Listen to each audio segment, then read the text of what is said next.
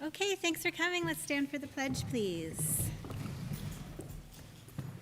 I pledge allegiance to the flag of the United States of America and to the republic for which it stands, one nation, under God, indivisible, with liberty and justice for all. President Daly, Here. Vice President Headland, Here. Trustee Clements, here. Trustee McNall, Here. Trustee Parr, here. Thank you. Our next Board of Education meeting, it will be held on March 2nd, so back-to-back meetings next week at 7 p.m. right here in the auditorium. And I'd like to remind everybody that the Board of Education trustee packets are available. And Ms. Platt can chime in here if I'm missing anything, but to get a packet, you can either pick one up from the district office or email Ms. Platt directly at cplatt@haldaneschool.org. And the petition packet also is very clearly describes all of your responsibilities to turn that packet back in. And I will speak on behalf of my colleagues to say that if anybody is interested in running for school board and has any questions about our role and responsibilities and what it all means and all the fun that we have, we are very happy to share all of that. So please don't hesitate to reach out. It is time well spent. Okay, that's it. I'm going to turn it over to Dr. Benante for our COVID-19 update. Yeah, thank you, Jen, and welcome back, everybody. I know it's been some time since we've had the opportunity to meet in person, so it's good to see you all, or most of you, I should say, in person. Sean, it's good to see you through Zoom. It's been a busy 2 weeks. I think back to early January and noting in a communication that I felt that we were coming upon the period of time where that was likely to be the most difficult in terms of COVID management.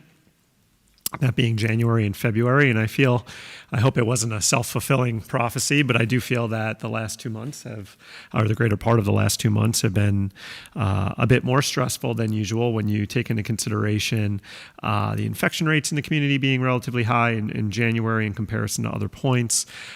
It's just a period where individuals tend to get sick anyway, and then you add on top of it all the weather of the last 2 weeks. It's been tough to keep kids in school consistently, but we were happy to have a full day of school today. And as we continue to manage this, a few updates for you. First, on the vaccination front, pleased to report that by the end of this week, approximately 70% of our teaching staff will be fully vaccinated. So that's just inclusive of teachers. We're still sorting through how many members of other departments, if you will, have their first and or second dose of the vaccine. But I think on one front, that's positive news. And we do think that the Putnam County Department of Health will open up another first dose vaccination pod this week potentially, as some vaccinations that they had en route were delayed, but now are expected to come in today or tomorrow. So we're awaiting word for that. So that should help us help our staff who wants to become vaccinated an appointment, hopefully in the very near future. Last week, the CDC had released updated guidance for schools. You may have read about that in the newspaper. I would say, for brevity's sake, there was really no major impact on what we're currently doing in New York State based on that guidance. The guidance seemed to be largely consistent with what the New York State Department of Health had issued some time ago as far as the mitigation strategies and standards and recommendations that were made to schools. That being said, there are components of the CDC guidance, and I think what we can anticipate in the near future being sometime between now and the end of the year, that there may be some changes at the state level given the fact that teachers are now becoming vaccinated. We have a lot of data and a lot of information now to analyze regarding this potential for spread of COVID in schools, where we may see some changes to the guidance that's been provided by the Department of Health at a state level to potentially incorporate more students into a physical school setting. in the near future. So we'll await that. It's just a suspicion that I have. I'm speculating, but I do think that you can see the tea leaves, if you will, that we may be very well heading in that direction. And the good news is, as of right now, the infection rates in our community are much lower than they were just a month ago. And if that trend were to continue, and again, vaccinations were to ramp up, the potential exists to examine how we could incorporate more students to be physically present in our school, specifically at our high school. Obviously, at the K-8 setting, we were in pretty good shape from the beginning of the year, but that is something that I think may come up for us between now and the end of the year, and that'll be a problem we have to solve. We have to look into that and figure out how we would do that, obviously, in a collaborative manner with our faculty and with our parents. But I think that's a good problem to have, considering that we're coming upon a year now that we've been in this type of environment, and I think we've all looked forward to the time when we could begin to get back or reestablish some sense of normalcy on our school campus. So with that, I'll just pause to see if there's any questions. I do have a few other updates, but they're non-COVID related. Just a quick question on testing, either stats Yes. or plans or those things. Thank you, John, for reminding me. I actually left that out of my report. If not, by the latter part of this week, early next week, you will see, and we just got pushed back on our timeline a little bit with the weather the last few days. We are looking to establish an in-school testing structure. You're familiar that we did the all-remote day where we had families make appointments, and that was helpful. However, we see that there's some gaps in doing it that way, obviously, with families who potentially can't come onto campus on an all-remote day like that because of their work schedule or any other reason. So we want to make the testing available during the regular school day. And what we would need from our families is consent to do so. So the first step of this is a communication coming out from my office to indicate the process for consenting for your child to do so and for us to test your child. And that will be done through the Family ID process, which we use for athletics. And then once we have established a list, we'll begin the process of facilitating testing a cross-section of our students and our staff each day. The staff component of that is not as complicated as the student piece. And our initial goal was to begin to do so next week. However, with some delays or all remote days last week and a half day yesterday, we just haven't had the chance to put that communication together and get it out to families. So it's going to take a few days for families to register. And our hope would be that every family registers. We can't test any child whose family does not consent to do so.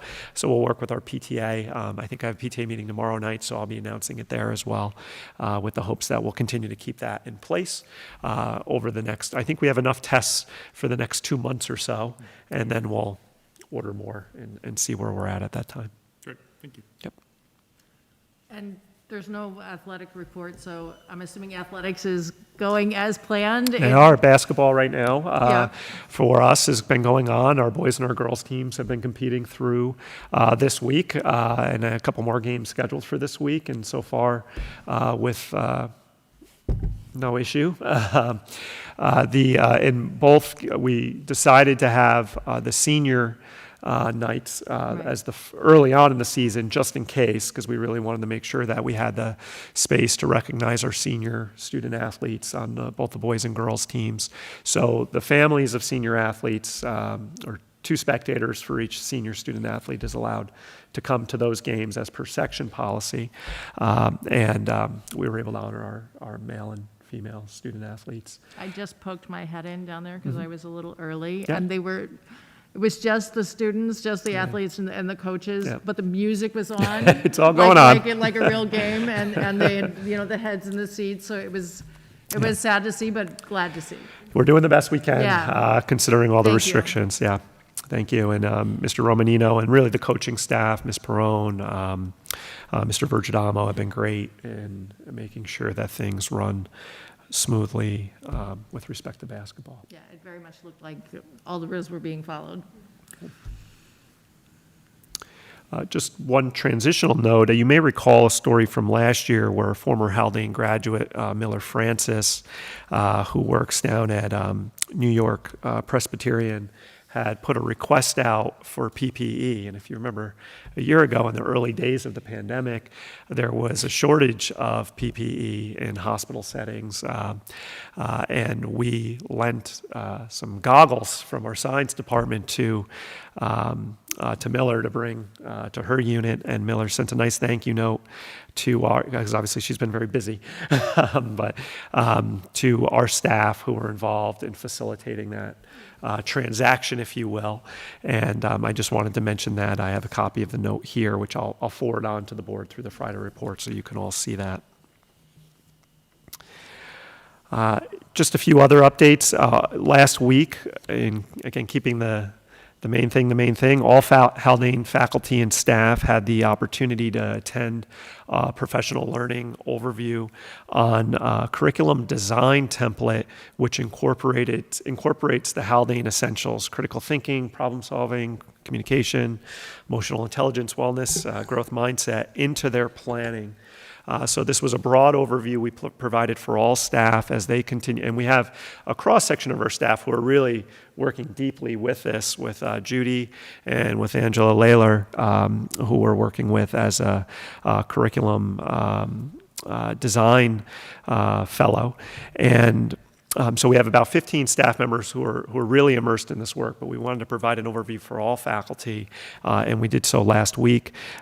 Judy and Marianne Silke were helpful in facilitating that process with our staff via a virtual environment, obviously, but important first steps that we're taking. So when our staff goes into a unit planning mindset, which happens periodically, they have a framework, the beginnings of a framework established for how they can bring a level of intention into thinking how we will elicit these skills in our students when they're teaching language arts, mathematics, science, social studies, and the like.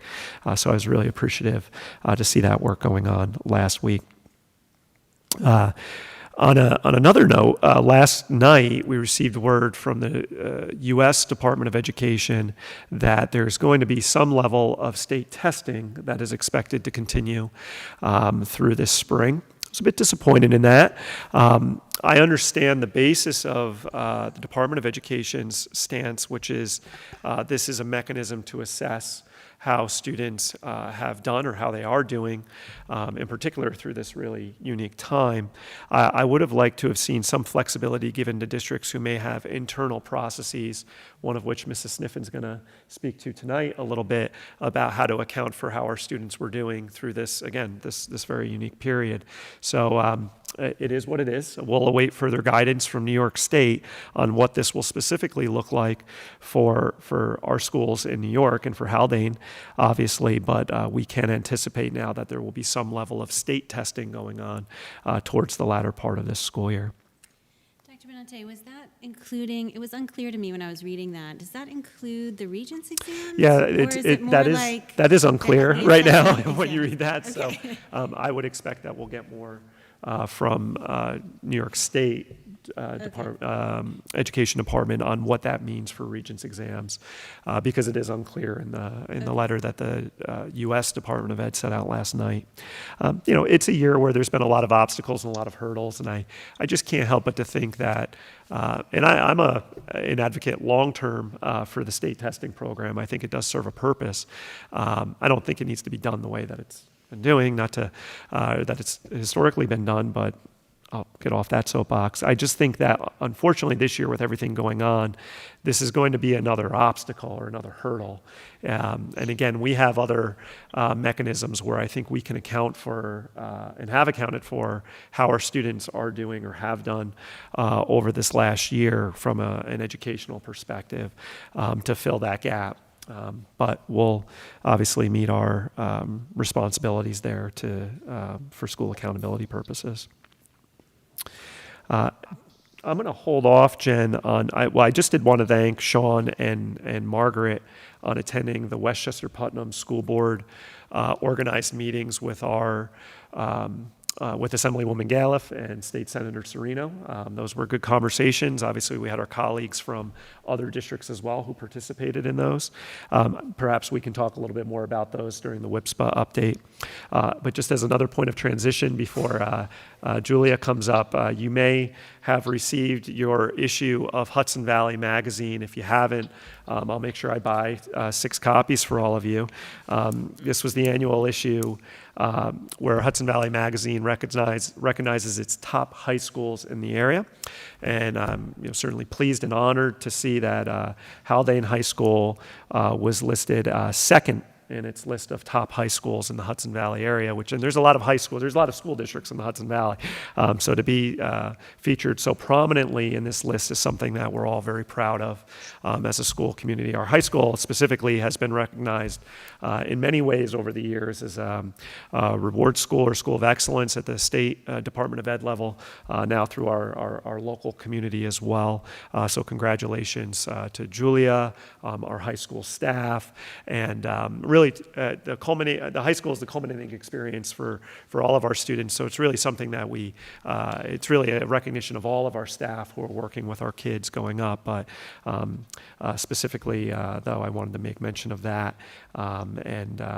With that, if I may, if we can transition to Julia's report. In a minute we can. I Sure, just no also problem. wanted to make sure we recognize Mr. Paparo. Yes, I and have that Ms. here. Kilpert, Ms. Kilpert. who were also recognized in the article Yes. for Teacher Appreciation Teacher appreciations. Awards. Yes, thank you, Jen, for making note and of that. just one more thing, we're not doing, sorry, Julia. We're not doing a budget report tonight, We are not. but did you have anything you wanted to share, or anything with the board or the public about how the budget development is continuing? Or just that it's continuing? It's continuing. It's probably becoming one of the more complicated budget developments that I've had the experience to work with, having been a little more intimately involved in budget development for the last, 8-9 years now. Simply because we don't know this federal stimulus package and the lack of clarity around what the impact of those monies will be eventually as they make their way into New York State and then into our schools is tough, because we don't. So if you consider that we have about 10% of our budget, which is not as significant as other districts, but it's a big chunk of our budget that is influenced by a state level funding. And having uncertainty around that and what it may mean is tough. So it takes us automatically off our schedule, but the hard deadline at the end isn't going to change. So we're still going to have a budget that we have to present to the community in May. We still have a budget that the board's going to have to adopt sometime in April. And we have now this window that's continuing to become more narrow in trying to determine what the impact may be to Haldane and how that may influence our planning for the upcoming school year. As you know, I don't like to be alarmist. I don't like to cause any undue or unnecessary stress or anxiety for our staff or for our school community when it comes to potential issues of funding gaps.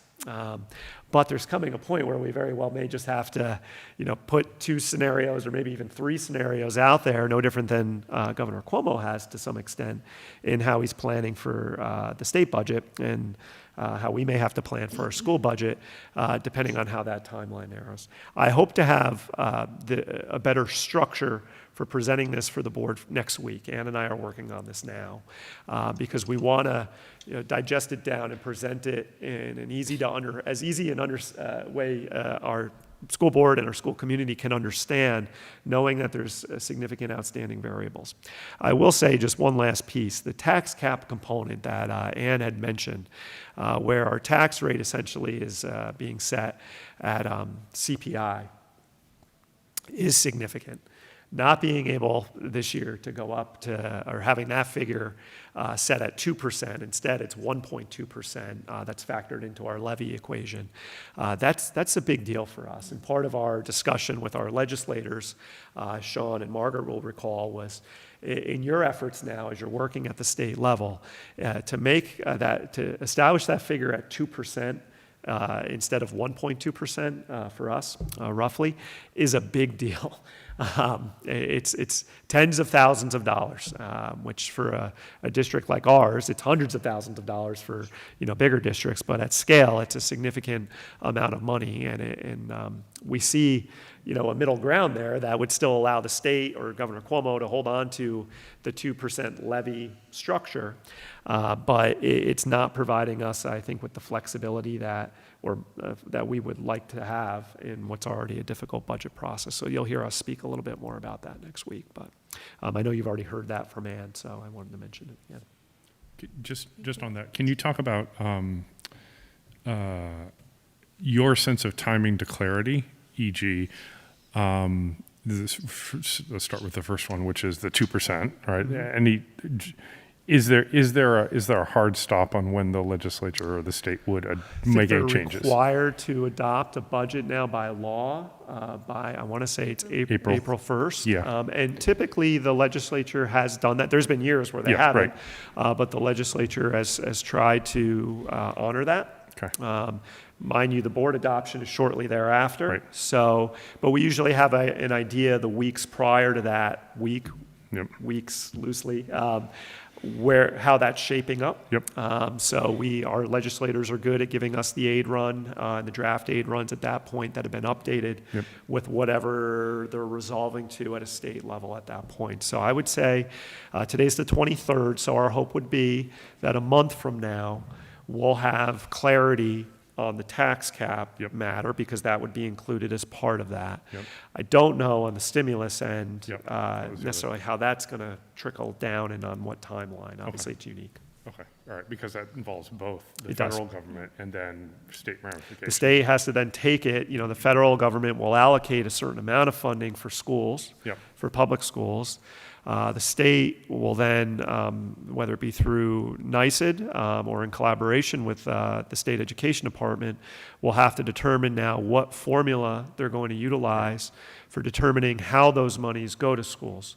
And, that's it's a little bit outside of my... And John, I'll just share. So I was at the legislative panel with the New York State Senators, so Andrea Stewart-Cousins and Shelley Mayer, and they were not optimistic that the 2% emergency 1 year just put it up to 2%.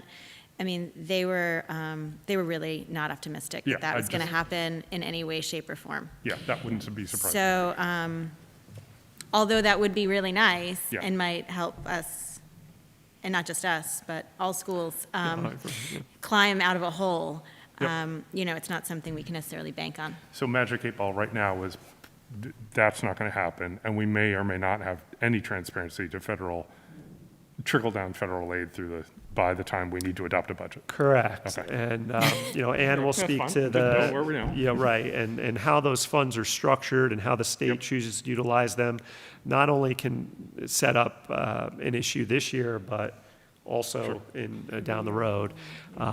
So a lot to, there's going to be a lot to digest and to work through over the next 6 weeks, I would say, looking at the time between now and when the board adopts a budget to present to the community. Great, thank you. Thank you. Do we have space for extra meetings if we need it? Always. We'll make it. There's always space if needed. No, I appreciate the question, and the board's been good about, in years past, I think we may have had to Yeah. need an extra You've meeting or thrown in two. one And this here or there this as may needed. be a year like that, Yeah. depending on how much we're trying to make sense of and process in what time we will have. Yeah. Yeah. The good news is I think the budget vote process is going to be a little more straightforward than last year. I don't think, and speaking sure with Catherine, anything could be less I straightforward think we have a good plan in last place for tallying votes and for facilitating the beginnings of a good plan in place for tallying votes and all of that. So where it all coalesces to, I think that process will be, we're prepared for, especially after last year. So, just an expectation is a normal vote, normal date, in person. As of right now, Okay, we're, yes, Okay, great. it's looking that way. Okay, thank you. I think we might be ready to move on to Ms. Sniffin's report. Long-awaited report. Sorry. So as Julia's coming up, I'll just set this up. I believe John and the board had a discussion earlier this school year about how we could examine the data that we do have available, whether it be through the NWEA or other school-based assessments, to determine what the impact was of on our students of the I won't say interruption, I use that term lightly, but to their schooling towards the end of last school year. So what I've asked Julia to do, and each principal will provide as a part of their report, is an overview of the process that they employed with their teacher leaders, department leaders, to examine that very question. So that's one part. There's a few other things that Julia is going to share in the high school detail report, but I don't want you to think we're not answering that question. I know some time has passed, but it seems best in terms of that discussion being centered between the board and our building principals. So that's one part of Julia's presentation this evening. And again, I'll stop there. Julia, thank you. I'll turn it over to you now. Just before I start, thank you, Dr. Benante, for mentioning the #2 high school in the Hudson Valley, and also, credit not to me and just the teachers, but a credit to our families, our students, the board, the entire community, in supporting public education and what we do. So thank you, everybody, for that. As Dr. Benante mentioned today, this evening, hopefully I can there we go. This evening, we will definitely focus a little bit on testing and NWEA, but in addition to that, I think it's important to understand the current structure of the high school and really what it looks like day to day as we talk about COVID and how it's impacted our students. Going back to March, right, when it happened to now. So it's been basically a year that we've been faced with this. So we'll take a look at that. We'll take a look at NWEA. And in addition, I think it's important to recognize, right, NWEA being one measure, we know we have multiple measures that we look at when we're evaluating how our students are doing. And it's important to recognize that even assessments in classes based on the model in which we're teaching have adjusted and changed over the course of the year. So we'll dive a little bit into that. And then the whole child. You hear me say this often, right? We have a job and a responsibility to academically challenge our students, meet them where they're at, and move them forward. But we also are part of helping them grow, helping them develop, and helping them figure out their passions, their love, even beyond just the classroom. So we'll talk a little bit about the whole child and what we're trying to do in that area, including social, emotional health and well-being. So, that said, to start the current learning model at the high school. When we started the year, we were looking at it like, okay, there's two things. There's the kids that are home, and there's the kids that are hybrid. And as this has evolved, we've recognized there's really 4 cohorts that are existing right now. There's the students A through L who come in for 2 days and then are home for 2 days in a hybrid model. There's the students that are M through Z who come in for 2 days and then are home for 2 days. There's our vulnerable population, our at-risk students that we have in every day. And then we have our all remote students. So there's really 4 groups that are going on at the same time that the teachers are working to navigate. And even there's 4 different attendance tracks every period to keep track of that. We are evaluating our cohorts every 5 weeks. I think you are familiar with that, deciding and determining where students are at, whether they're all remote or hybrid. And we have seen at the high school a different pattern than we see at the elementary and middle school. We started with just about all of our students in the building. A very low percentage of students were all remote. And as the winter has started and that contact tracing has happened and we've been calling to make calls for 10 days of quarantine, you see more and more students opting to stay home in an all remote environment. So that is a trend we are definitely seeing. We did see, I will just mention, this last 5 week, we did see a little bit more of an increase back in the hybrid model, which was a good sign for us. But right before the holiday break, we had a spike in all remote. This is what the schedule looks like. Elementary and middle school are podded, right, or they're cohorted. And they basically are together just about all day long. I know there's a little bit of an exception with the 8th grade. But in the high school, small high school, every student's schedule is unique. The amount of patterns that exist within our schedule, I couldn't imagine how many there are. So in order for students to take the courses they would want to take, podding them was not a viable option. So we then, as our group, looked at, okay, well, how do we then reduce exposure, one, to students, and two, to teachers and staff, to prevent, if we do need to contact trace, how large is this going to get? And what we opted to do is the schedule in front of you, where the students, we typically have a 9-period day, right? What we did was we split it in half. Everybody has lunch at the same time. Students would come in for day 1, let's say they're A through L. They're in for day 1, they have periods 1, 2, they have lunch, and then they have periods 6, 7. They come in again the next day, and they have periods 3, 4, they have lunch, and they have 8, 9. Then they're home for 2 days with that same pattern, and the other group is in. So people were saying, like, why didn't you just do Monday, Tuesday? We really were looking to get our students in the building at the high school as much as possible, but keeping within a rotation that seemed to make sense. So that, for clarifying purposes, just so you can understand, that's where we were at. I think one of the things we're hearing back from families at the beginning, it was confusing for the students and keeping track of it. And what I'm hearing from families now is a level of independence. And the students feel more of like this I don't want to say college, but it's an hour, the periods are an hour and 20 minutes long. It's a very different structure than what they're used to in terms of classroom and learning. So a couple things on the model to just point out. Again, always, COVID, non-COVID, we're focusing on the individual learner, their academic performance, their social, and their emotional well-being and where they're at. The cohorts are following the same thing. Every classroom, the cameras are on, every period, all period. So the student is streaming right into the classroom. The hour and 20-minute periods are allowing for deeper learning experiences, focusing on critical thinking, the communication, and the problem solving, keeping the main thing the main thing. You'll see in the classes, mini lessons, you'll see whole class. We stuck with Zoom right at the beginning. If you remember, there was a lot of question about Zoom, but the ability to make breakout rooms in Zoom and have teachers going in and out of breakout rooms as students are navigating content has been critical for our high school staff and students. So those breakout rooms are great. And then coming back together at the end of class, the students that are in the classroom with the students that are virtual to share out. We still have our 10th period extra help for students that they can take advantage of. We did start back up Heart. It's a little harder to get our attendance at Heart in the virtual setting. I think they're somewhat done with their screens by the end of the day, so we're looking at that. We're back to the standard numeric grading system. We were using ABCD when we closed last spring.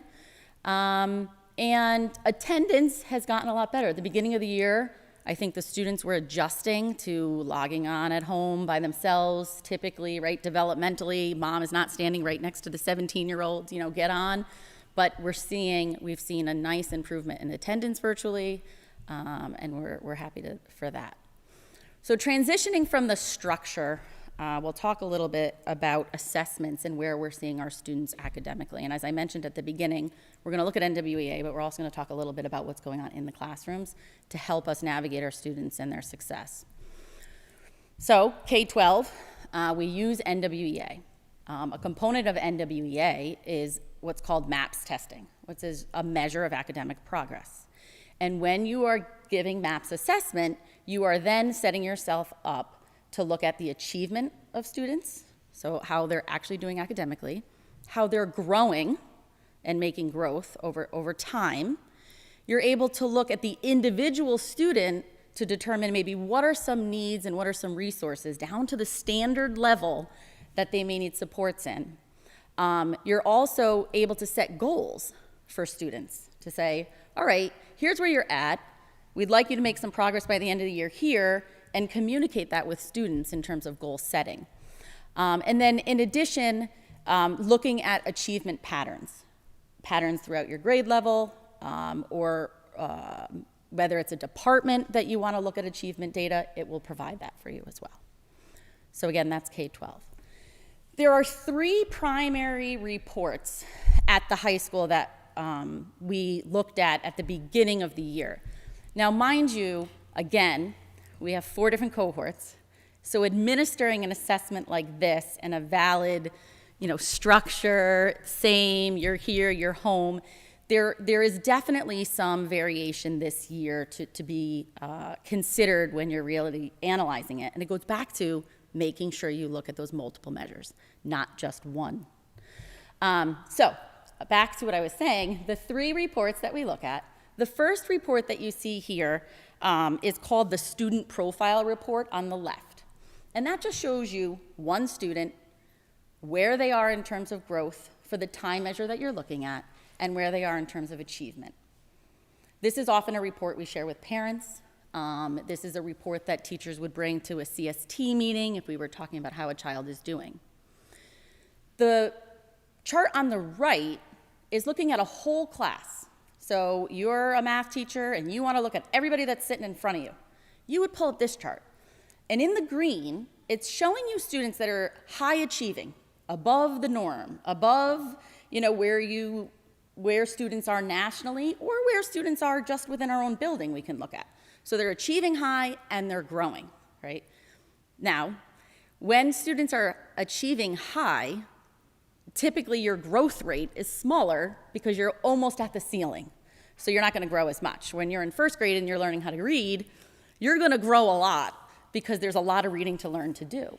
And this measure, and Dr. Benante was talking about this at the beginning, the state assessments are a paper and pencil and it's stagnant.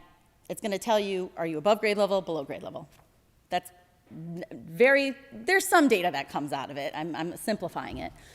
But these assessments, what happens is a student will take a question and answer a question. If they get it right, they get a harder question. If they get it wrong, they get an easier question.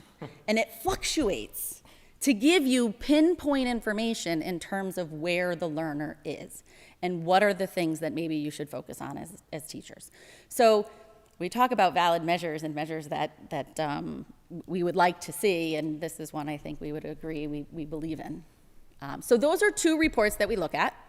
The report on the right as the teacher, those little specks are students.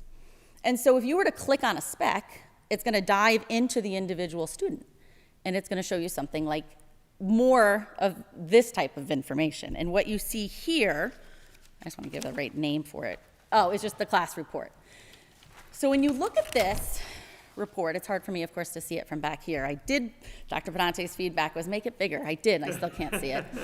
I think that's a sign of my age at this point. But you'll see students listed, and again, these are not our students. This is just a sample report that I pulled. It provides you the time when we tested, the grade level.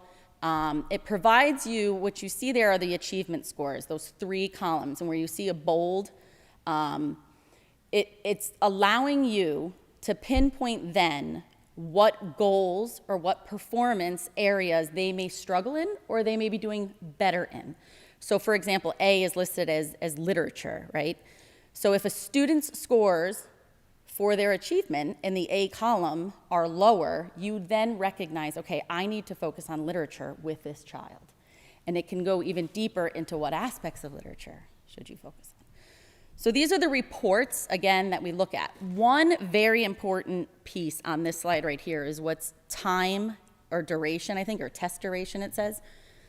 That was really interesting for us to analyze a little bit this year. So for a student who took 10 minutes to finish their entire assessment, you know you don't have a valid score. For students who took around 50 minutes, they were probably on task, attentive, and working through it. So when we administered it, there were some scores that we didn't get valid measures on. We did not go back and try to chase down students to retake the assessment. Managing that would have been, I think, not a good use of our time in the moment. So those are the reports we looked at. So what did we find? While we were looking at these, we were looking for students who had low achievement scores. We were looking for low or negative growth. We looked at time spent on the exam, which I mentioned. We then looked at historical performance in class. So not just this test, but how did they do last year? Yes, we didn't have the 8th grade assessments last year, but hey, Mr. Keating, how did they end the year? What were their assessments like? Were there areas you were concerned about? So that came into play. We looked at current. Now, by the time we analyzed this, we're talking about the end of October. By the time we administered We had department meetings. We were able to analyze. We're looking at October. How has September gone? How are the first few weeks of the school year?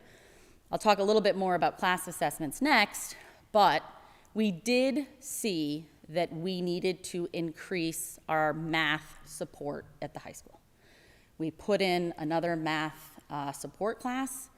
A lot of our students that we looked at that we were concerned about their achievement or their growth rate had already been identified and put in math lab classes, which exist at the high school, or in ELA support classes. So we did need to do an increase. We had the FTE. Mr. Hulin teaches that course, and it's a combination of multiple maths in one room. But we would say about a 4% increase in math support that was needed in addition to those already identified. Just before you get, Sure. I'm sorry, do you mind if I interrupt and ask a question? No, I don't mind. All right. You said something that was interesting. So did I hear correctly that a number of the students that you were concerned about who either had low achievement or low growth had already been identified as needing support? And I'm assuming that is like pre-COVID? Yes. Okay. It would be pre-COVID. It would be when guidance counselors are meeting, you know, in those individual meetings in 8th grade. How are you doing in math? What are your scores? We have math lab classes. Would that benefit? Talking to teachers. Are there students you're concerned about in terms of mathematics? Looking at 7th grade math assessment data that came from the state. Looking at historical NWEA data, not just this one COVID year data, but how did they score? Excuse me, in the spring of 7th grade and then in the fall of 8th grade compared to now the fall of 9th grade. So you have longitudinal data to be able to look at to make those decisions. So yeah. Do you think that that's so it's obviously concerning that you see a divergence of, like, it's exacerbated a situation that's already existing, right? Would be my read. I would agree with that it probably exacerbated a situation that was already, yeah. So do you think that is a reflection on math, or are there like study skills and learning skills and like other things that are manifesting themselves in? I think the sequential nature of math potentially, you know, could exacerbate that. I do know nationally in the studies that have been done, we're not unique to seeing it, you know, within mathematics. I don't know how deep to go into the analysis of the data from NWEA, but you know, they normed their data differently, right? They didn't norm their data differently. The data looks different this year, normed nationally because of COVID. Yeah. So, you know, I don't know if I'm answering your question, but that's fine. I do think it exacerbated for our struggling students. Yeah. It has made it even harder. Hence things like vulnerable population in school every day, right? Really trying to make sure we're targeting that vulnerable student who is making low growth, low achievement, and supporting them.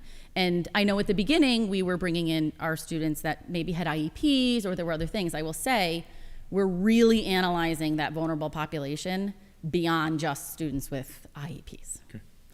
And Dr. Benante has been great about that. Yeah, let's look at it. If we can, let's get them in. Great.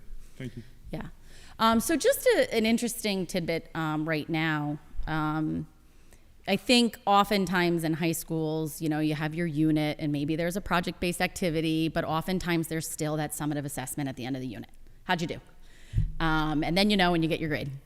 And we move on. And I think what we're seeing, and this came from the teachers, right? I put out to every department, talk to me a little bit how assessments are going. Everybody kept saying the formative assessments are working better. Formative assessments seem to be working better. Yes, we're still doing summative, right? Formative being a small snippet of time, not necessarily at the end of a unit, but throughout, allowing students to take a look at it and make some adjustments. And then anytime they're giving summative, they talk about writing, an application of writing, and having things be a little bit more narrative in terms of summative assessments, which I think is kind of nice to hear. So as we talk about how we're identifying these students, we're using NWEA, but we're also taking a look at how they're doing in the classroom. So I mentioned a little bit about this. We saw that we had about 4% more students that we wanted to make sure we were providing some math support for. So we had already had math labs in algebra. We had already had math labs for geometry courses, but we put in a math support class that Mr. Hulen magically teaches and remediates algebra, geometry, and algebra 2 trig all at the same time. And it does a nice job. Now it's an hour and 20-minute class, so it's nice that you can get to other students and really support them. But using the data and having the data on the students is definitely helpful. In terms of ELA, we have ELA support class, and our students were identified and already receiving the ELA support class. I will say, though, in talking with Nancy Martinez, the department chair, 2 areas that we continue to look at the data is vocabulary acquisition and reading fluency. And a couple years ago at the high school, maybe 2 years ago now, the high school independent reading work really focused on not just, okay, read your book, but let's talk about your book. Let's you know, spend some time together on where you are as a reader. How often are you reading? How long are you reading? And really working at the individual level to build that fluency with our high school students. And I think we see it in our data. So now what? Moving forward, I think what we would want to do now is take a look at vertical articulation and our NWEA, right? Are there areas we historically see achievement low? Are there areas, I'm talking K-12, right, all the way through. Are there areas that we're not growing the way we would like to? And let's evaluate that further. So that vertical articulation work, or strategy 1 of our coherence plan. And then professional development, falling under strategy 2, there are so many reports within NWEA that provide an enormous amount of information. It's overwhelming to even get to it all, but I think we could maybe take the next step, diving into a little bit more of what are some tools to use for that individual learner to help them grow in areas that they may struggle in. I mentioned that, using the instructional tools, which was what I was just talking about. And then lastly, this one has kind of come up more recently, is a writing lab. We don't have a specific, I'll use AIS because I think everybody kind of knows that term, and AIS for writing. But what we're seeing in the humanities, social studies, and the new framework, the amount of writing and reflection and analysis and synthesizing that the students are expected to do within their writing is challenging. And it's nonfiction writing. It's different than fiction writing and how you approach it. So taking a look at some form of a writing lab. We have creative writing class for our students who love writing and they want to expand their writing, but how do we focus a little bit more on those students that are struggling with writing in both subject matters? So that's the analysis of the data, focusing on the whole child a little bit at the high school and the impact of COVID. As I mentioned, you see a lot more students saying, I'm just going to learn virtually because I don't want to have to quarantine and be home. How do we get our students back to what we love about Haldane, our community, and who we are, and feeding off the energy of one another?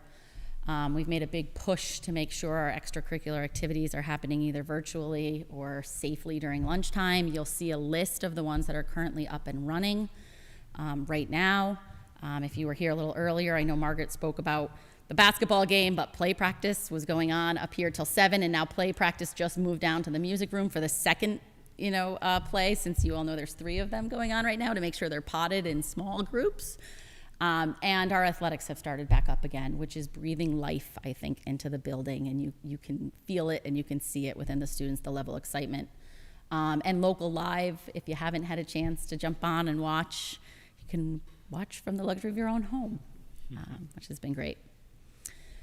Clinical support has obviously been critical through this time. This is a hyperlink. I think you all have the presentation, but you can take a look at, we update that. Clinical resources and resources for families and parents. Our social workers and guidance counselors put that out and update that off of our guidance website on the high school.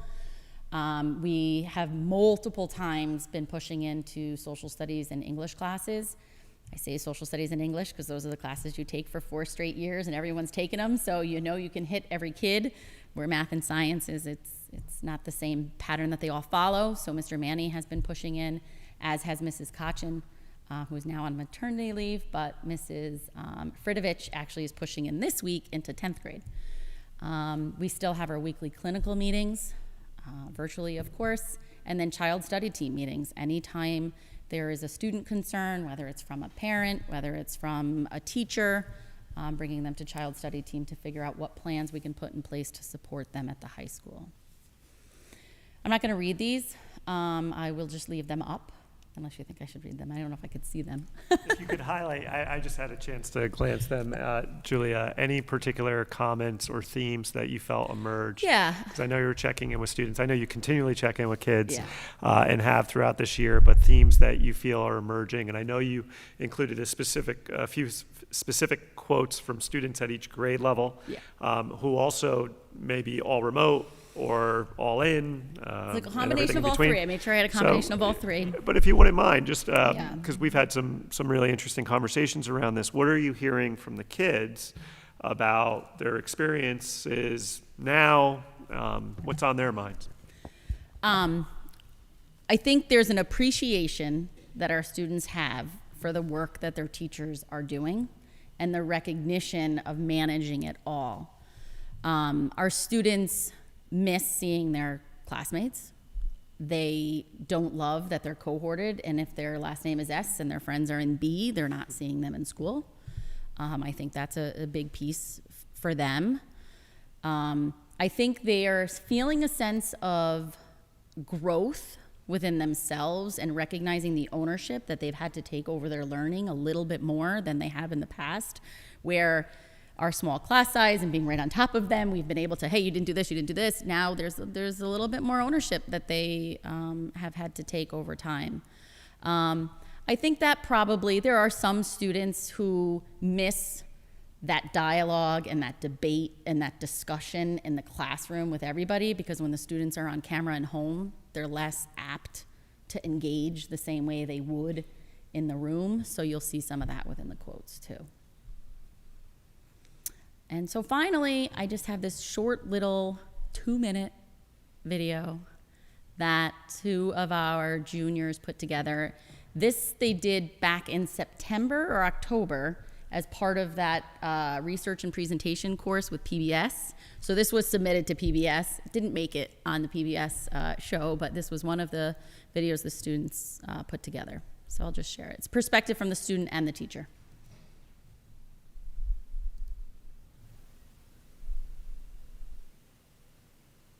Since March of 2020, education has changed majorly. With the pandemic still affecting us, Haldane High School has been on a hybrid schedule, which has brought many changes to students and teachers' lives. I asked my teacher about some of the adjustments she had to make before school this year. I would say tailoring lessons with slideshows that are able to share on the screen has been a big help. And also truly just like getting to know Zoom better has been kind of the biggest change. I would say Students have also been affected by this new learning style, and I wanted to know how they felt about the new teaching methods. I think they've taken extra steps to make sure that they're engaging equally with the kids in person and the kids online. And then when we're fully online, I think they make sure to ask us more questions than they normally would, and check in and make sure we're understanding everything more than they would if we were in the classroom. After hearing from a teacher and a student on what school is like now, I wanted to know what they miss most about school before COVID. I love being able to work with my students in small groups and walk around the room and feel we're not being too close and we're not endangering one another. I miss seeing my friends in the halls because we're separated by cohort, and I miss being able to go into school every day and see all my teachers. Lastly, I wondered what my teacher thought people should know about teaching in a pandemic. It's difficult, but at the end of the day, it's worth it. I love my students, and like figuring out any way to continue education and make sure that we're safe while we're doing it, I think is worth it. It's really weird to be teaching from my home and have my pets join my class, but like we're doing what we have to do. After hearing from my teacher and peer, it's evident that we just want one thing: to continue education. So, that concludes my presentation. Any other questions for Julia or comments? That was great. I have one sort of minor question. Sure. So I actually don't know what a math lab class is. Is that an additional class, so they have like algebra? Yeah. And then they have another period of algebra? Yeah, just like a science, where you have science and then you have science lab. Gotcha. We have That math makes and then we have sense. math lab. Gotcha. So it's Thank connected you. to it. I wasn't, yeah. All right, I have a question. I'm going to put you on the spot because Dr. Selfie isn't here. But, so the question is related to, I noticed that in her report, they're doing an assessment of new curriculum for middle school math. So my question back to sort of the vertical learning approach, how does what they're doing integrate with, how is that tied into you, is the question. Well, it's clearly tied in because you want to make sure whatever's selected, right? Yep. What Works Clearinghouse, you want to make sure there's, measures of what the program they're using has been vetted, the research on it. Does the research show it's working? Right. You want to make sure it's aligned with New York State standards, Right. As it's coming up. I think when you look at NWEA and you look at the data and you're trying to say, let's pick a program that matches the data, I don't know that would be worth doing, especially with our students and their population and how they tend to perform on NWEA assessments. Right. I think I'll speak now, like high school wise, the real, like, looking at what tool will work is when you're talking about your vulnerable population and the needs and the specific needs they need to make growth, and looking at those tools that you learn, that you're using. Yeah. And I apologize, I didn't ask the question really well. How does it matter what they pick versus what you currently use? How does that integration? You want to make sure there's an alignment. Yeah. You want to make sure there's no major gaps. Yeah. You want to make sure, right? We often see the spiral of mathematics content from year to year, right? Numbers and operations, geometric, understanding that, statistics and probability, like those 5 standards. You just want to make sure those things are continuing through. Yeah. I wouldn't. It matters in the sense that your vertical alignment works. Yes. Okay. Let's also remember, though, high school mathematics is different. 8th grade is one thing because they're offering algebra too. When you're in 7th grade, you're still focusing on the mathematics standards and all of them. Whereas you start getting into high school, you're taking algebra, then you're taking geometry. It's much more focused in terms of the courses, algebra 2 trig, and so forth and so on. Thank you. That's helpful. Yeah. Thank you.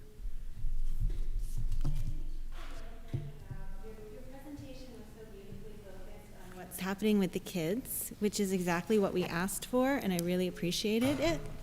It was really great how you broke down the NWEA in a way that really made sense for me about what you're looking at and how you're looking at it. That was really helpful.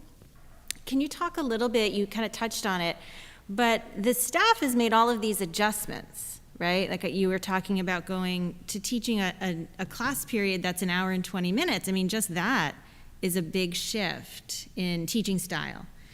Can you talk a little bit about the supports that the staff are getting, the climate, how is everybody doing? It's been such a challenging year for our staff, and yet, I mean, they all seem to be really rising to the occasion in such a beautiful way.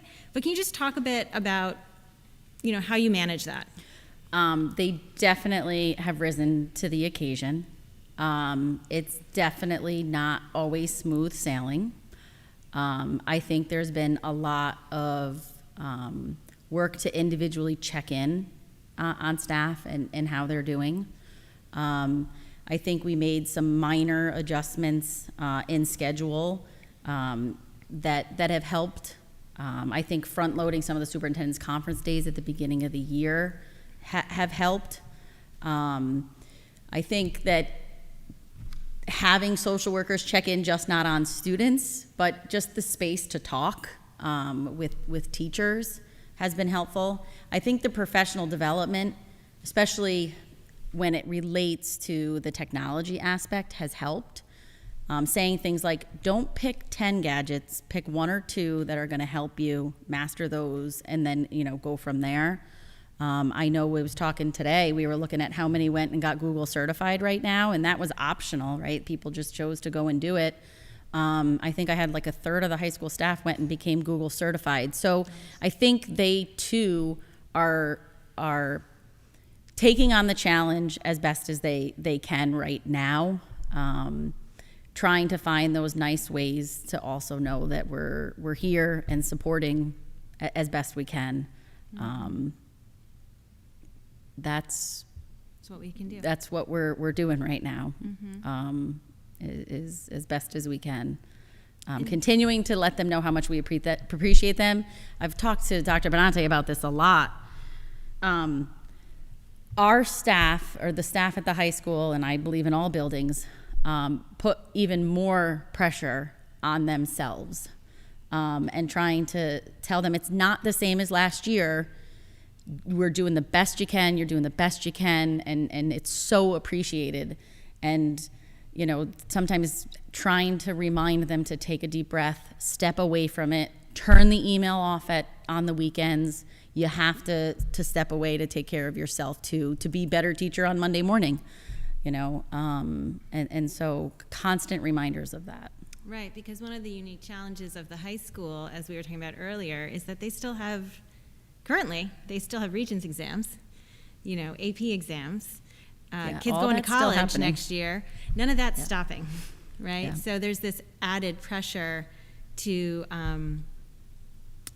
fulfill all the same requirements, just in a completely different environment. I mean, one point to what you're saying, and what I'm saying is that sometimes I'm saying to them, okay, slow down, right? College Board just put out, do you want to give your AP exams the beginning of May, the middle of May, or the beginning of June? Now they're offering 3 options of when you want to administer AP exams. So now I bring the AP teachers together yesterday and I say, let's talk through this.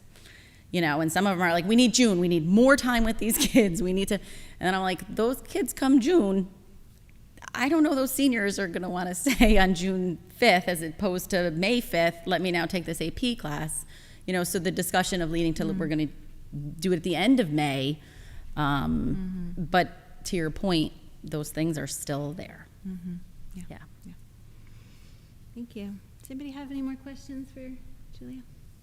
Thank you so much for your time. Thank you. Thanks, Julia. Thank you.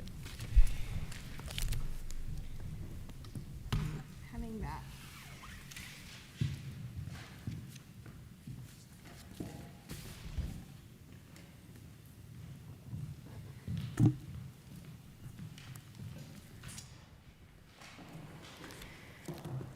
Okay, we're going into communication from the public.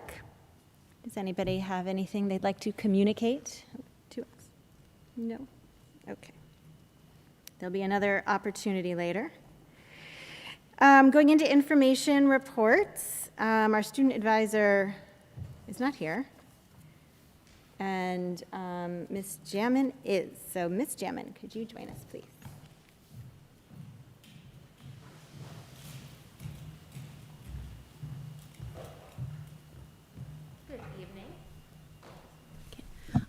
So I just wanted to highlight a couple of positive things that were going on at the elementary. First, I think highlights one of my favorite things about Haldane, which is that because we are in a K-12 building, there's so much collaboration between the elementary, the middle, and the high school. Obviously, this year with trying to cohort and maintain safety, it's a lot less.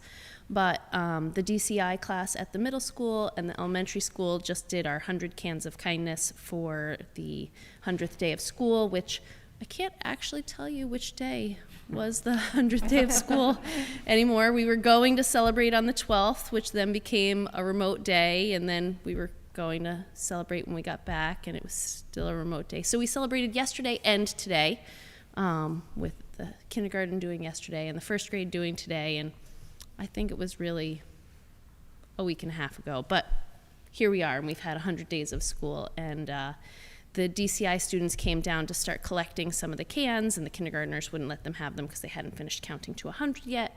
But the surprise and joy from the DCI class at how many cans had been collected, and the kindergartners' enthusiasm about what they had done and showing how many things they had brought in. It's a special place that you don't always get to see middle schoolers and kindergartners excited about the same thing at the same time. So that's a great thing. And for Black History Month, we just increased our library with another 25 books about Black artists and musicians, and each class has chosen a book that they are focusing on. With all of the snow, we are working with JV Forrestal in Beacon to see, they are studying Black STEAM innovators, so that the classes can hopefully link up. It's looking like with the snow and schedules that, you know, teachers are under a lot of pressure, and I don't know that all of our classes will meet with all of their classes, but we are at least going to have some classes from Haldane share what artists they learned about and who they read about with a class from there, and what STEAM innovator they learned about and read about, and have some discussions. Probably more likely the beginning of March instead of the month of February, again with the snow, but learning about anything is important, whatever the timeline. And then last, this wasn't in my report because I forgot. It was also delayed with the snow, but we had our kindergarten orientation for parents that had been snowed out and then rescheduled, and met with 25 parents virtually to give them the orientation as they start their registration process. So kindergarten registration started, it happened some on the 12th, not last week, and then resumed again yesterday. So our kindergarten class for next year is shaping up. So we're something that's normal and happening. Ms. Jammin, do you have a sense of what size we can anticipate? Sorry, that's always the million-dollar question. It's a little bit up in the air right now. I think by our next meeting, I'll have a better sense of that. We certainly had some families opt to not start last year, even though their children made the cutoff. And then we have some families this year that are registering but are sort of saying the same thing. They may hold off. So I think I'll have a little bit of a better sense by our next meeting as to what that size will look like. Great, thank you. And some of the so usually our kindergarten teachers visit the preschools. Some of the preschools, like Haldane, have restricted visitors, and so we'll do more of a phone conference with those preschools to touch base with them on the students that are with them. Some are still allowing limited visitors, so we'll have a combination of visits, and I think that'll help us also gauge the size. Thank you. Thank you. Ms. Sniffen, come back. Come back and talk more to us. Just something quickly to mention that was in the works that we were actually able to make happen over the last couple days is our National Honor Society students need to do National Honor Society hours of service. And we've been able to have our students pair up with elderly citizens that are struggling to get appointments for their COVID shots. And having two elderly parents myself and having to navigate that for them with 27 phone calls back and forth to them, I can understand it is a challenging thing to do and navigate right now. So just a kudos to Ms. Papero and Ms. Granisi. I think they're working with Town Councilwoman Judy Farrell to try to help partner up somebody struggling and navigating the appointments with students. So I thank them, the students, and Judy for putting that together. Nice, thank you. Dr. Seelke is not here this evening, but her report is there for our review. And Ms. Rounds.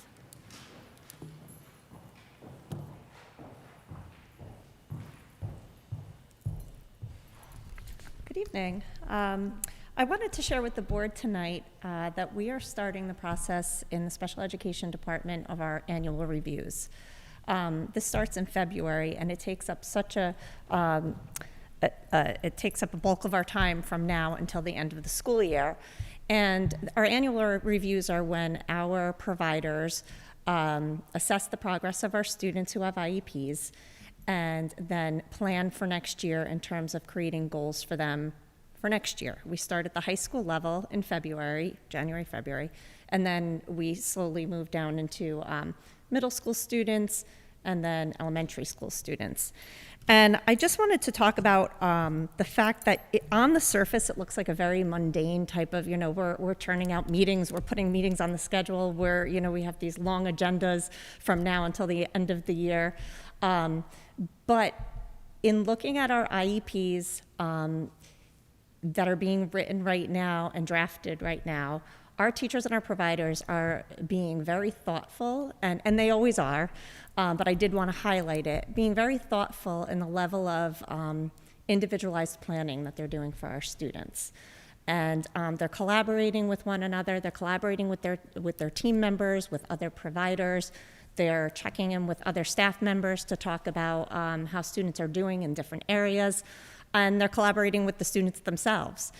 And when I'm reading these draft IEPs, you're seeing how much thought is really going into describing the students' strengths, describing their preferences, describing their interests, as well as describing, it's not just all, where are your challenges, it's how do you learn best, what works for you, and where could you use some more assistance. And I'm finding, we invite our secondary students to their IEP meetings, to their CSE meetings, and we've had very good participation so far with students coming to their meetings. And the meetings are heartwarming sometimes. We're hearing students talking about, with their teachers about, what really works for them. And teachers saying, wow, it's great to hear you talk about it in that way. It's great to hear you advocate for yourself. And so I just kind of wanted to talk to the board about that side of it, because it is something, like I said, that takes up such a big bulk of our time and seems like it's just meetings. But there's a lot of thought and there's a lot of meaning going into what our providers are doing right now and how much they're really examining each student in every area, in academics, in management, in social emotional development, and putting together quality plans for them for next year. Nice. Thank you. Thank you. Can I just ask a quick question? I apologize. Sure. This is always a subject of fascination for me. So I agree, and I agree, or I don't know, I'm not the right person to assess, but I would think that these are super important meetings, and they obviously take up a lot of time and energy. Just in terms of how are students doing? How have they done towards what the goals they were for this year, and what are their goals for next? I think it's great. And you certainly do that at an individual level, and everybody has their own conversation about each. Holistically, would you say that there's anything that you're seeing that cuts across all students in who have an IEP that would be an opportunity, or there are some commonalities that you would want to highlight for the department or for that cohort of students, where you say, this is something we're doing really well, or this is, to your point, an area where we might need to provide more resources? So let me think about that for a minute. I think that we do a very good job of, here at Haldane, of being inclusive and meeting our students' needs in an ICT or an inclusive environment. And what I think that I would like to focus on more in the future, which we're focusing on more right now, is what I've talked about in the past is universal design for learning, and really developing more strategies at every level for even the general education teachers to employ, to put into place that can help every student, but certainly help our students with disabilities. So, thank you. Mr. Walsh.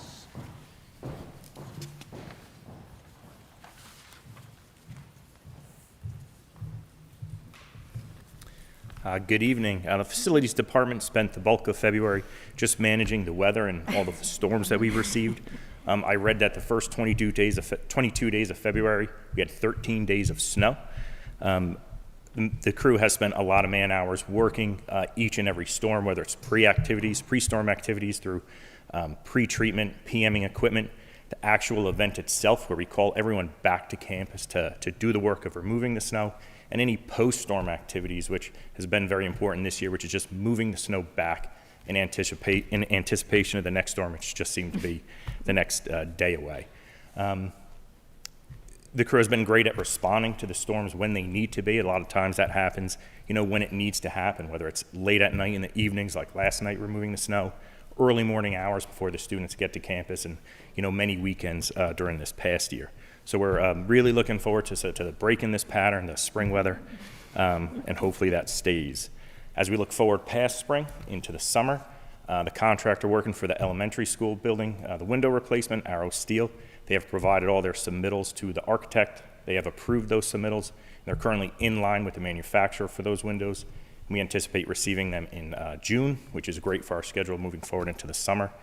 The second half of the capital work that we have is the electrical mechanical upgrades. That's still at the state under review.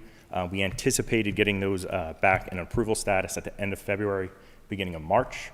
So we're still on schedule, and we'll keep you updated as those plans come back approved. And that's all I have. Thank you. Thank you. Okay, we're going into consent agenda minutes. May I have a motion, please? So moved. Second. These are our minutes from the February 2nd and February 4th meetings. Any discussion? All those in favor? Aye. Aye. Consent agenda personnel. May I have a motion, please? So moved. Second. Any discussion? All those in favor? Aye. Aye. Aye. Unfinished business. Here we are. We postponed this from our last meeting due to fatigue. And here we are for our mid-year self-evaluation that I will turn over to Mr. Headland to lead us through. Awesome. Thank you very much. A reminder to the board, to the public, and to anybody who may be watching. We set out last year to make sure that we were doing self-evaluations, much like we do superintendent evaluations, which involves a mid-year high-level self-evaluation, then an end-of-year more detailed. We use the same rubric that we do for the superintendent. 5 standards and 5 practices for each. I can never remember standards or practices. For mid-year, we try to hold it to the high-level points of things that we're doing well or things that we feel like we should be focused on. I shared the full detailed response with the entire board. The things that I would highlight and raise up for conversation would be that, and I'll read what I wrote, which is, in general, the positive feedback and constructive input is invariably balanced with positive statements. I think it's usually good. There seems to be general interest in pushing ourselves with new ideas in several categories that all seem to be longer-term opportunities rather than short spring opportunities. And there, as I thought of as follows in 4 categories. 1, codifying and publicizing our participation in board training and the training that we do to be a more effective board, to support the district and do better decision-making and all those sorts of things. 2nd, enabling space for more introduction consideration of diverse approaches and ideas, which I think is always great. In any team where you're trying to come up with new solutions, having a diverse set of input is always useful. 3rd was expanding our outreach impact with legislators, public officials. I think that actually has some short-term implications given the work that's being done by some people in terms of working with our state senators and lobbying and advocacy. And 4th, and I think this has come up recently through a number of conversations, both through HR and also in terms of how we think about tenure, is increasing our support of the hiring of exceptional teachers. And that's something we certainly need to think about. What's the appropriate role for the board and how can we help the district be more successful? So those are the 4 areas that people had surfaced as opportunities for us. I think there's a great recognition that we're doing a good job and continue to function well as a board. There's always room to do more, and I think there's a good opportunity to use especially our summer retreat to focus on some of these longer-term initiatives that we've planned. For the other 2 short-term, one of them being our summary and self-evaluation. I can also talk to our new member training manual, which I'll do at new business or sometime at the end. But that's, any comments from anybody else on the board?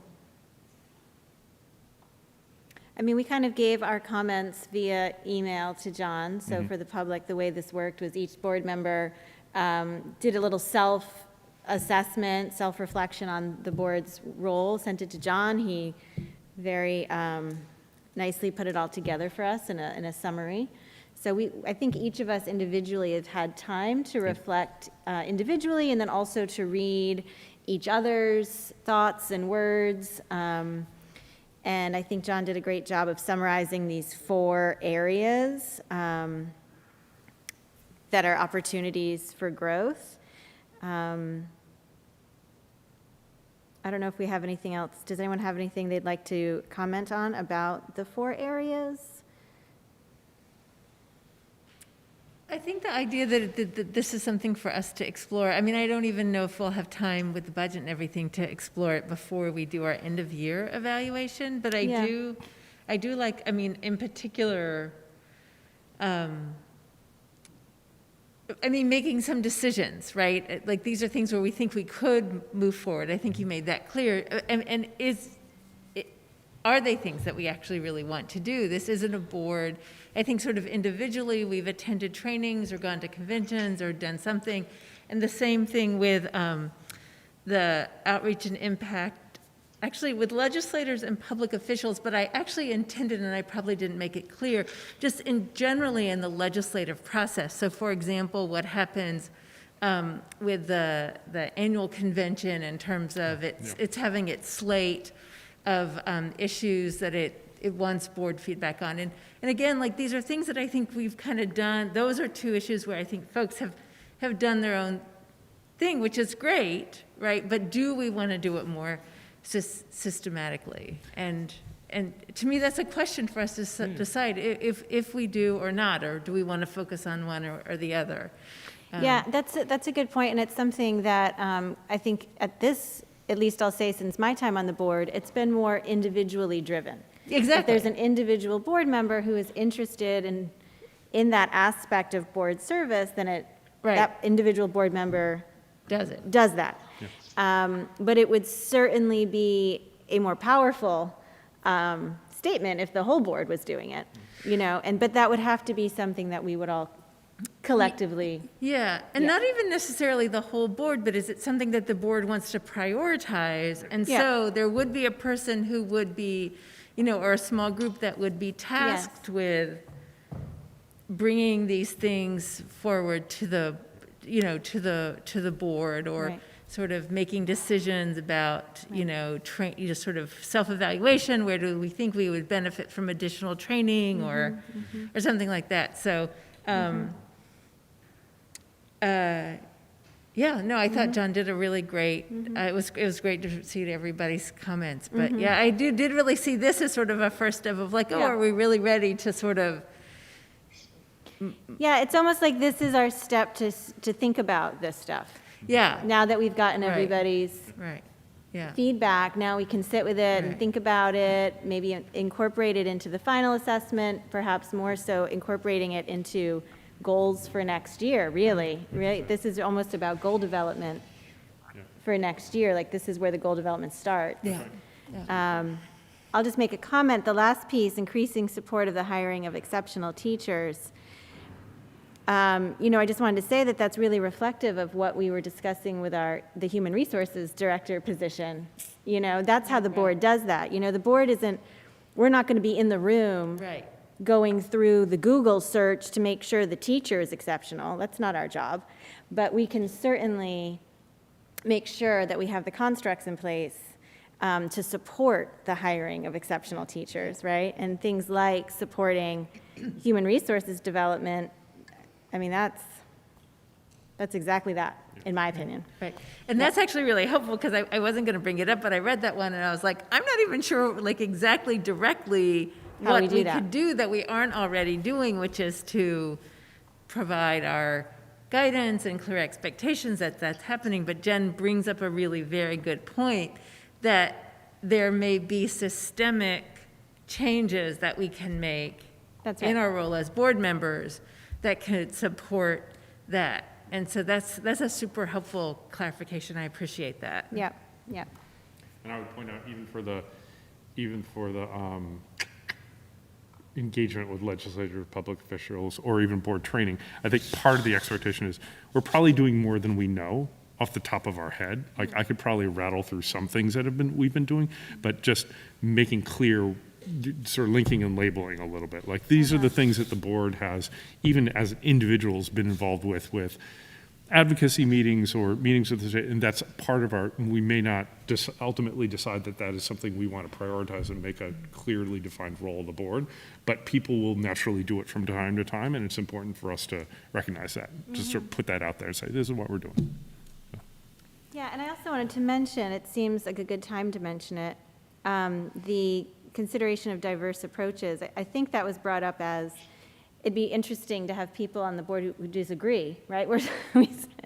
We so often agree with each other, not all the time, but bringing in diverse ideas is always really interesting and beneficial. And thinking about diversity, I'm going to share this because it's my loose link, and I'm remembering to share it, is that we talked about doing a joint training with the Garrison School District, and this is where our self-evaluation, if you guys remember, came from, right? We did this, we approached this with the Garrison School District last year? Last January. And so they invited us to, they're exploring the idea of bringing in a diversity and equity training for their board, and they invited us to be a part of that with them. And so I'm just gauging interest, and if that's of interest, then I'll continue the conversation with them about how it would work and what they're thinking. Is that sounding like maybe a good? Yes, that sounds like a really good thing. Interesting. Sean, I'm seeing Sean nod. Okay, so I'll continue that conversation for some more professional development with our colleagues. Thank you. So anything else about this, guys? Oh, yes, John, can you, we also put the goals here as a reminder to us about our Board of Education goals, and that the goals were not specifically part of the self-evaluation. And I kind of thought about it secondary. I said to John, I'm like, are we supposed to talk about the goals at this point? Because it's not part of it, but anyways, so here are the goals, to remind ourselves what we said our goals were. I don't know if you guys had a chance to review them or had any comments about where we're at with them. Well, the one thing I would say is I feel like the more time we get into the policy process, the more I sort of go back and I would downgrade us maybe in previously. You know how it's one of those things where you think you're doing okay, and then the more you learn about what you're supposed to be doing, the more you realize, like, oh, wow, like, there's more to do. So that is one of the things that I said in the summary, is that I think if I were to go back, I'd probably give us a developing or on policy for maybe last year. Because I do think it's really still developing, but actually in a pretty productive way, right? I mean, I think it's a complicated process. And, we've had, a few meetings where we're like, okay, because there's so many different moving pieces. So that's the one thing where I did think about that and filling out. I think because I'm involved in the policy stuff, and it's a direct practice. But yeah. And John sent out a starting place for our new board member. Did everyone respond to that? Did you guys read that? John, did you get responses? I did get responses. Okay. Not from everybody, but that's okay. If anybody would like to respond, No, I'm reminding you to respond. I actually went and found it today. That's okay. So Here's my commitment, is that is my, saying this in front of everybody, that is mine to own. I put out what I thought was a one way to structure the content. Content structure can be done in any way, shape, or form. My request to anyone would be, is the right content, are the right subjects in there? If you feel it is either too much or too little, please let me know. And I had a side passing conversation with Leah just in terms of how to store it and manage it, but I will work on developing the content, which I think is a large $1,000-ish lift at the beginning, and then should be a fairly straightforward ongoing maintenance project over the course of time. So don't feel like you need to say, I think you need to, right, this is just how we store it. Just tell me, like, are there topics you feel I have not Included. captured that you would think would be absolutely essential for somebody new? And then we'll go from there. Great. And I will work towards creating the content so it's available. Fantastic. Okay? Thank you. Okay, I think we're good on that. Thank you, John, Yeah. for helping us along. Okay, we're going into the CSE, CPSE recommendations. I turn it to Ms. Platt. Be it resolved that, upon the recommendation of the Superintendent of Schools, the Board of Education hereby approves the recommendations of the Committees on Special Education and Preschool Special Education as presented. May I have a motion, please? So moved. Any discussion? All those in favor? Aye. Is there any communication from the public at this time? No. Okay, going into our board committee reports, policy committee update. Peggy, do you have anything you'd like to say for us besides we need to keep doing better? We're still waiting to get the, I think I gave the update. We're Yep. still waiting to get the updated policy manual back. Yes, And we're we're- in a we're- holding pattern, I Yes. believe. Okay, thank But you. working to stay Current. engaged in the process that we set up, which was, following the updates and things like that. Great. The WIPSPA update, so we spoke a little bit about it. Dr. Benante mentioned it. WIPSPA is in legislative advocacy hot pursuit right now. I know Sean and Margaret and Dr. Benante attended a chat with Ms. Serino and Ms. Galliff to plead our case, to get them to understand that we need more funding and less mandates. I went to a legislative panel with the New York State Senators, which included Ms. Stewart Cousins and Ms. Mayer, who's the committee chair for education. And I'll share just a couple of things that were positive, which were Ms. Stewart Cousins, who's the majority leader. She said that she felt like this was an opportunity moment to make some changes in how school funding happens. And because the dust is getting kicked up, she was optimistic that there's some room for shifting, which I appreciated. And she also really drove home that we are very supported right now with our leaders, that there's a real commitment to education that she has never seen before. So that felt good. It's an uphill battle. Ms. Mayer encouraged us to advocate directly to the governor's office. She's like, we're on your side. You don't need to advocate to us. You need to advocate to the governor's office. So I took that as constructive information. And